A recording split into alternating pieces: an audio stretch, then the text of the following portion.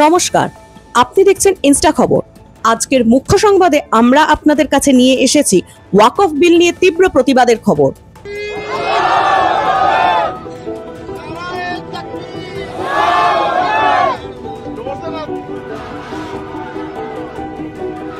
কলকাতার রাস্তায় তাণ্ডব, ওয়াকফ বিরোধিতায় উত্তাল শহর।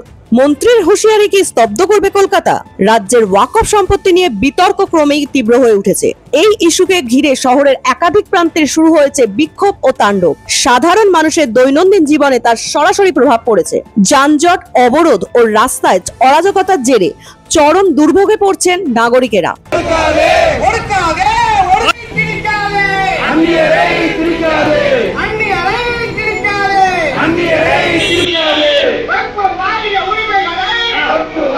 বিক্ষোভের মধ্যেই বিতর্ক উস্কে দিলেন রাজ্যের মন্ত্রী ও জামিয়াতে উলেমা ই হিন্দের রাজ্য সভাপতি সিদ্দিকুল্লাহ চৌধুরী।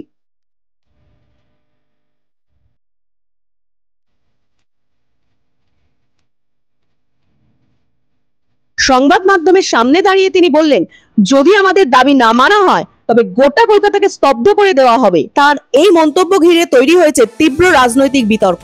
বিরোধীরা এই মন্তব্যকে আইন শৃঙ্খলার পক্ষে বিপজ্জনক বলে অভিহিত করেছেন। ওয়াকফ বোর্ডের নিয়ন্ত্রণ, সম্পত্তি হস্তান্তর ও স্বচ্ছতা নিয়ে প্রশ্ন তুলে সম্প্রতি বিরোধী দলগুলি সরব হয়। তারই প্রেক্ষিতে রাজ্যের বিভিন্ন জায়গায় ছড়িয়ে পড়ে প্রতিবাদ।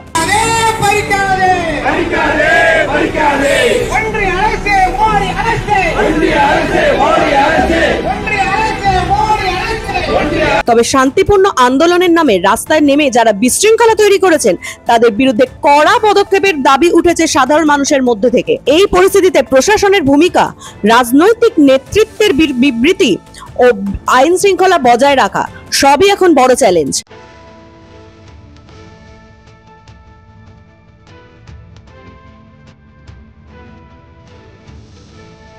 এই ছিল ইনস্টা খবরের আজকের বিশেষ প্রতিবেদন। ওয়াকফ বিল ঘিরে চলমান প্রতিবাদ, আন্দোলনের ভবিষ্যৎ ও প্রশাসনের প্রতিক্রিয়া সময় বলবে। আমরা নজর রাখছি আপডেটের উপর। এখানেই শেষ করছি, আবার ফিরবো আগামী প্রতিবেদন নিয়ে। চোখ রাখুন ইনস্টা খবরে।